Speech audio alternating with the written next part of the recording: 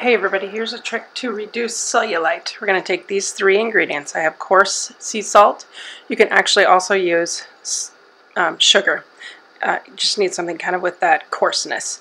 So granulated sugar would work fine too. So we're taking 3 tablespoons of sugar, 6 tablespoons of melted or just liquefied coconut oil. So if you have coconut oil at room temperature, it's sometimes solid, so just warm it up so that it's liquid, and then about a cup of coffee grounds. So cellulite and caffeine really don't go well together. That cellulite can kind of be broken down by that caffeine in your coffee grounds. So make sure you're using caffeinated coffee, not decaf, but just take some coffee grounds, and we're going to mix these 3 ingredients together.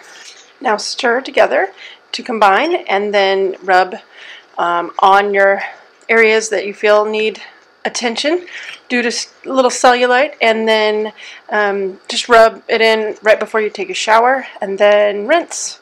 And this will keep for several days. So the best results are going to be found if you do this religiously, and that means before every shower, so as often as possible. And so a simple 3 ingredients: coffee grounds, caffeinated coffee, coconut oil, and either sea salt or sugar.